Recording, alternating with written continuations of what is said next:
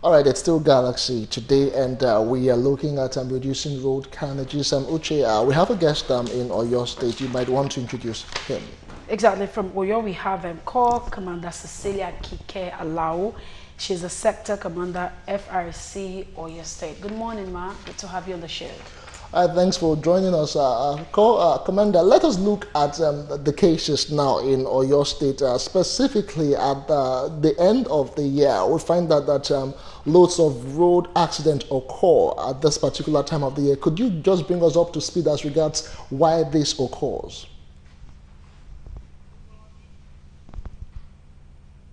Yeah, we can hear you. Go ahead. Yes. Like you rightly said, we are in Ember month already. And may I just say that why people tend to believe that there are more crashes during this period is just because in this period we have heightened movement of vehicles and people on the road. And because this is festive period, a lot of celebration had been shifted to the end of the year. And because of that, people move from villages, from their towns to villages, and there are a lot more vehicles on the road in this period.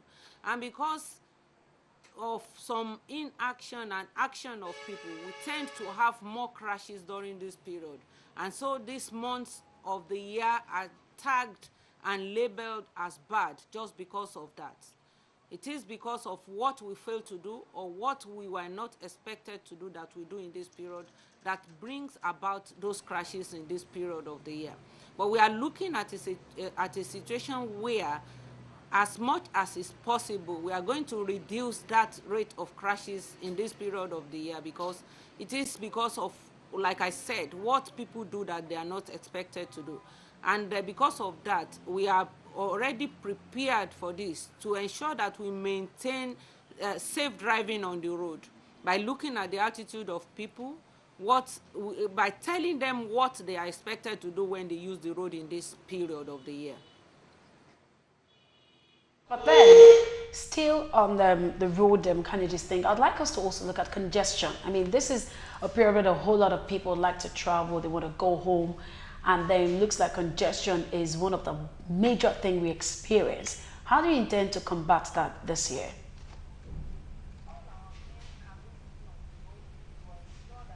All our men are going to be on the road to ensure that there's free movement, free movement.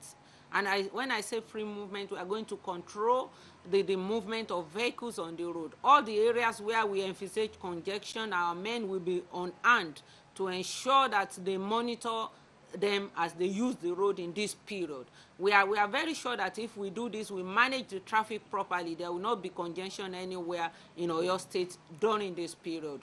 We are going to deploy all our men and even our volunteer arm, which are the special marshal, to ensure that there is free flow of traffic in this period of the year. And we have established that towards the end of the year, the road fatalities are more compared to the earlier part of the year. But can you bring us up to speed as regards what are the major causes? Is it more of drunk driving or basically overspeeding? What are the major causes of the road crashes towards the end of the year?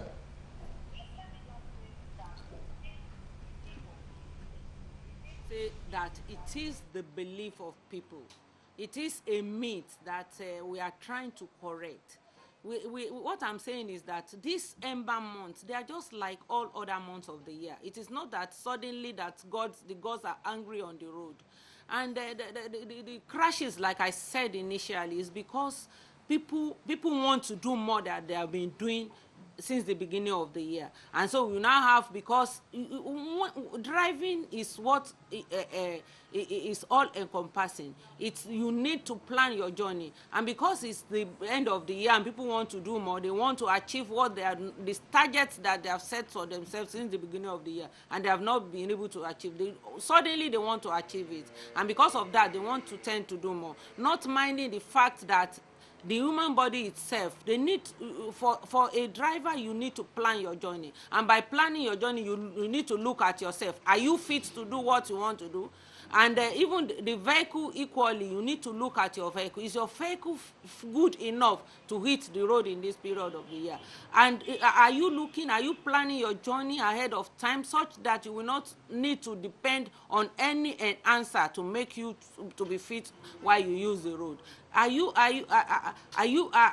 looked at the road that you are planning? Some people, the road that they have not planned in the past 1 year, they want to ply it now, not minding that they need to study the road. And once you don't know how the road is, you need to be very, very careful when you drive on the road. All these things put together are what brings about more crashes in this period of the year. And people tend to say that it is because it's Ember month and that Ember months are evil. We are saying that Ember months are not evil. Or if only we do what we are expected to do. If only as drivers, as passengers, as motorcyclists, as bicyclists on the road in this period of the year, we ensure that we obey simple rules and regulations, all traffic rules, all rules that guide the use of the road in this period of the year. Everybody will be safe at the end of the day.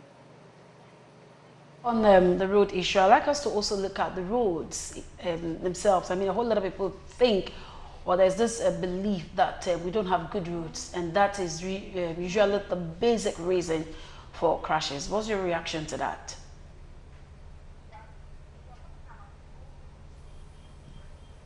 You are talking about rules, regulations. As a good driver, we always say that a good driver, the road,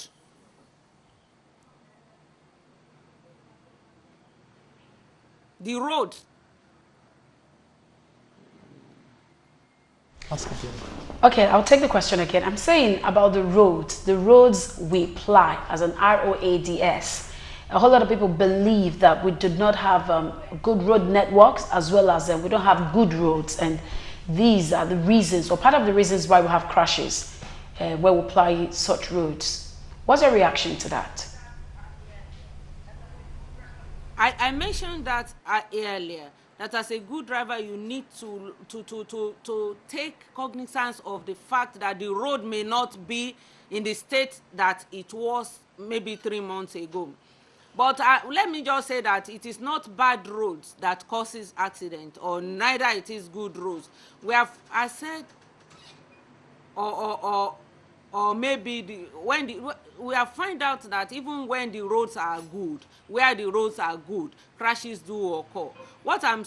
And that's why I'm putting a lot of emphasis on people obeying rules and regulations guiding the road, on people making sure that they are fit before they hit the road, on people making sure that their vehicles are in good state before they hit the road.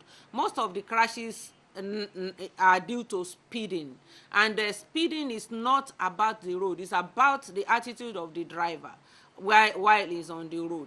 Because we find out that if somebody is not going at a breakneck speed and there is an emergency, he needs to stop suddenly, he will be able to maneuver his vehicle if it's not going at a very top speed. That's what, it's not about the road most of the time, although in some places we may find out that the roads are not very good. And when the roads are not very good, there's what we call common sense speed limit. It behoves of the driver to know that he's supposed to go at a common sense speed limit, at a speed at which he will be able to control his vehicle adequately if there is an emergency. Let's talk numbers now, specifically. In Oyo State, what are the incident rate this year as regards road fatalities and road crashes, vis-a-vis in comparison of what happened last year? How has the FRSC fared in that regard?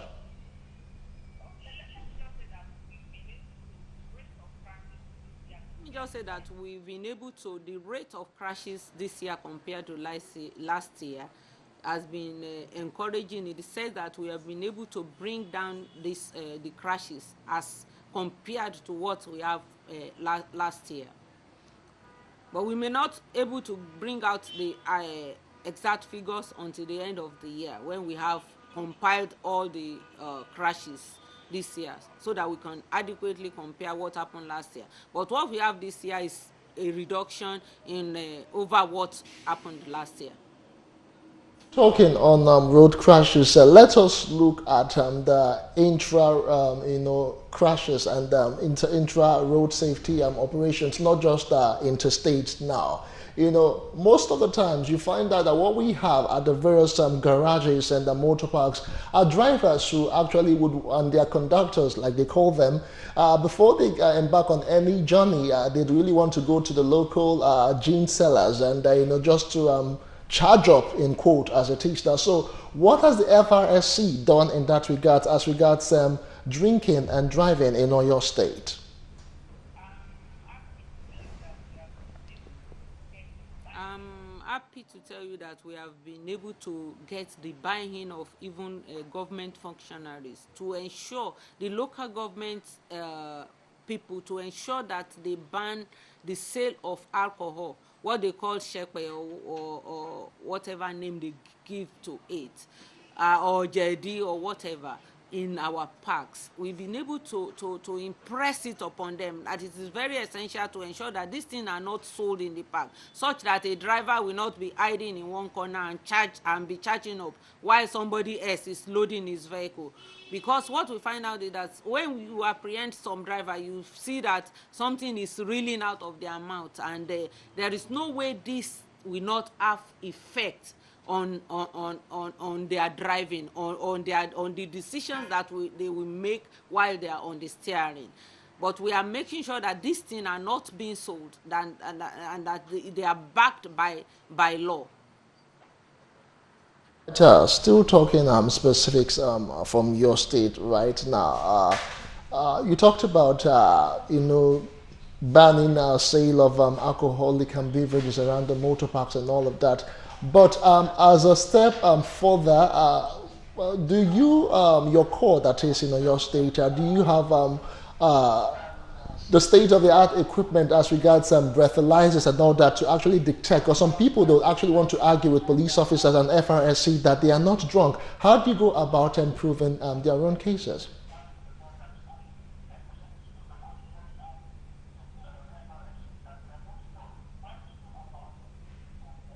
Did you get the question I asked?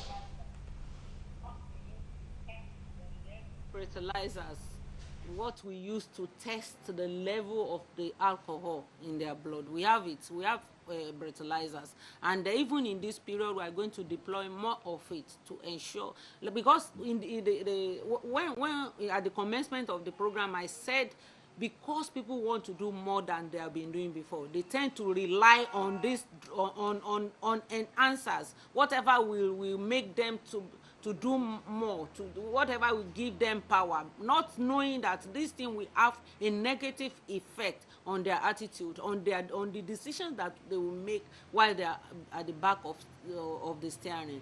And of course, we have breathalyzers. We have breathalyzers that we will, and beyond that, we equally want to, we equally go beyond that to even send some people to hospitals, government hospitals, to ensure that they check their emotional stability when they contravene some of these basic laws. You can imagine somebody facing oncoming traffic. You don't want to stop at using breathalyzers on that type of driver. You want to go beyond that and send him to a government hospital to ascertain whether before he left his house in the morning he's emotionally stable or not. Okay, Ma, but still on the road thing, I'd like us to look at a report that was given by, from your office, your national office. It says that an average of 13 people were killed in road accidents across Nigeria, and this happens daily. And that data shown by FRSC shows that 423 persons died and 2,339 others were wounded in 768 road traffic accidents. And according to this data, that it was much more deadlier in July compared to June. So I want to know, looking at it from your professional angle now, how best do you think you guys can combat this? How can this be combated, saying that the level at which people lose their lives or permanently injured by using roads are becoming alarming? What are the measures people are putting in place to see that this is it subsides?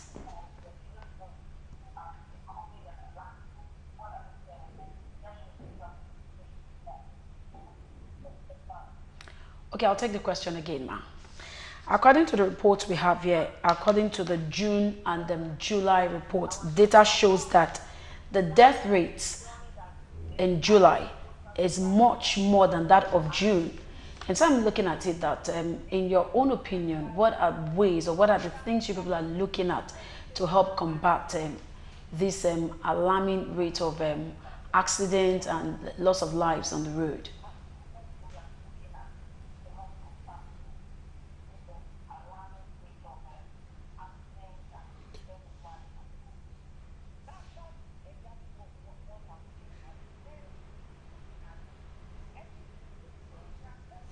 All right, I think we'll just take a bit of a break. We will try and reconnect with or you're in a moment. It's still Galaxy today, and we are focusing on reducing road carnages in Nigeria. In a moment, we'll be back. Stay with us.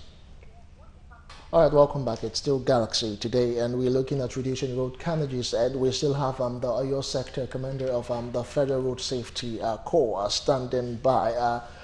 Madam, let's continue from where we left off. So I want you to tell us right now, what's the latest as regards the speed limiters?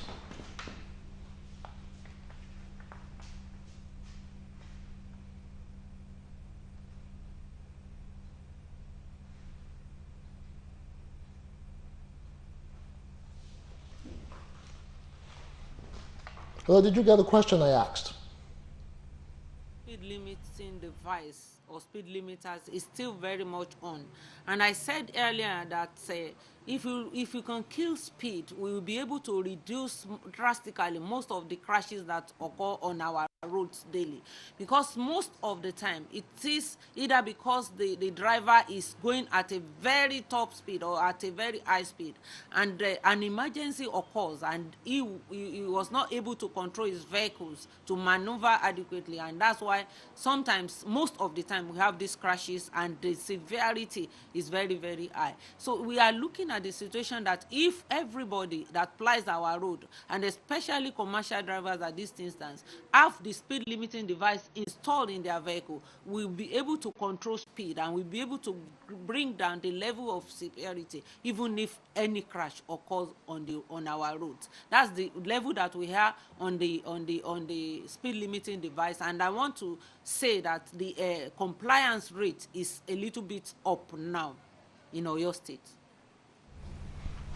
Okay, but still on it, I'd like to know, I know not all Nigerians or not most drivers didn't go to a driving school, so a whole lot of people are not aware of these traffic rules and the rest. But what is your office doing to see how people can be sensitized as regards the use of roads?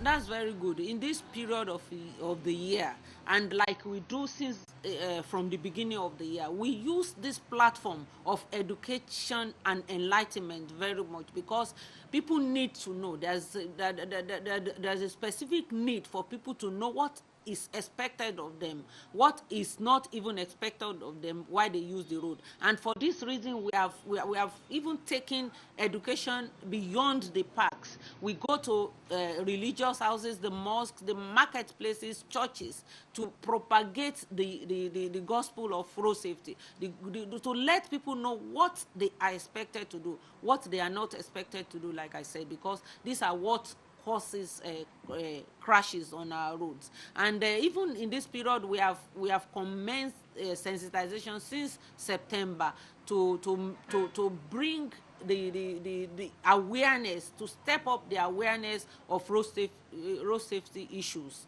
in people. And we are having, even by tomorrow, we are having our mega rally, where we have a large gathering of people that we talk to, all our stakeholders, the people that use the road generally, to sensitize them, to enlighten them on what they are expected to do in this period of year to ensure maximum safety on our roads.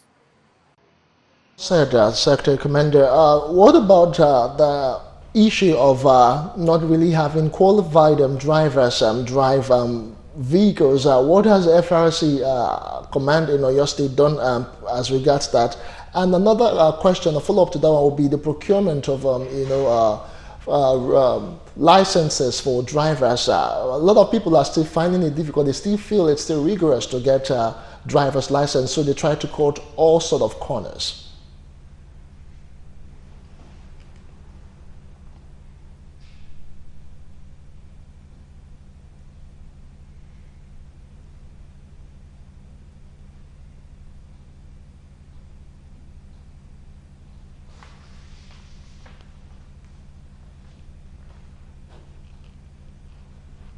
Hello, did you get the question I asked? Well, let me just repeat it once again. I asked specifically, what is the FRSC or your command doing in the case of drivers who are not qualified and driving vehicles? And secondly, again, what has your end, your office done as regards making procurement of driver's license less rigorous and cumbersome?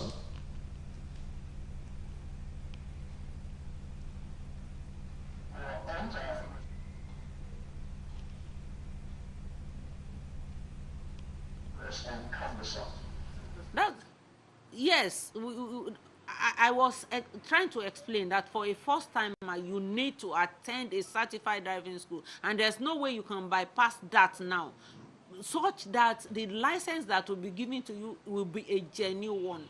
That the driving school will take the applicant through series of lectures to ensure that it's very fast on the use of the road, because before it will be giving a license to proceed to the Board of Internal Revenue or to the VIO. The VIO will equally test that applicant to ensure that is very fit or learned on rules of the road before he will be allowed to go and pay the prescribed fees in the bank and go to the driver's license center, where our men will take all his biometrics before a license will be generated for that person. The process is no more cumbersome. Once the applicant has his certificate from the driving school, in the 24 hours he will be given a temporary driver's license, which he will use for 60 days before the original license will come from our headquarters in Abuja. All these are to ensure that people don't carry fake documents or fake licenses anymore. To that question, Ma, I like us to, you've just said for those who are, for people who are just about, or those who just started driving, or those who are actually about to learn how to drive. But how about those who's been driving and want to renew their driver's license? I mean, it's quite rigorous to trying to renew your driver's license. In that way, what have you put in place to make it less cumbersome for some of these people?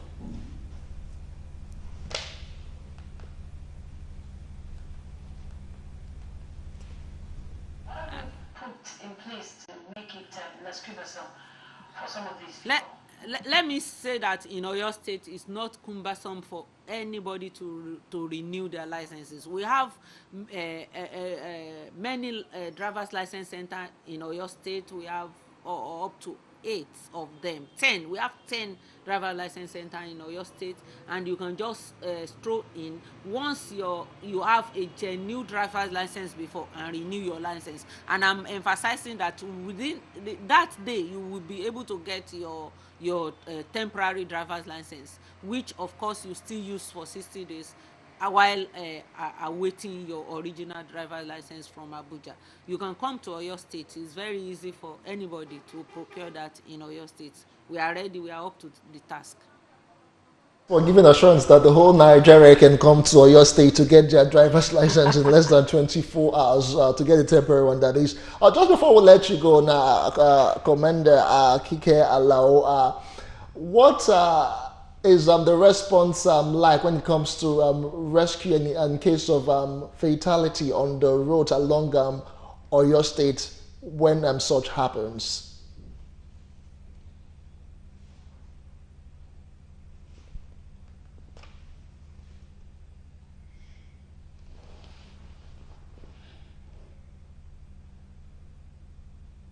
We have, yes, the response, we have a very prompt response to rescue. When never, although we do not, like I said, our mandate is to reduce crashes on the road. We do not pray that crashes will happen, but when it happens, be very rest assured that the response will be very swift and prompt. We have the toll-free line is there for anybody to use, 122. Once they call that, there is an emergency center line in Oyo State too, aside from the 122. People do come from there to alert us of crashes, and we do respond adequately. That's so good to know that we know that within how many, maybe seconds, a few minutes, we can be assured that lives won't be lost as long as the response is rapid. Okay, away from that, I'd like us to look at vehicle maintenance and that of the road. I know that VIO handles that of vehicle, but what's the relationship? How do you guys work hand in hand to see that both vehicle and the use of roads are friendly enough for drivers and passengers as well?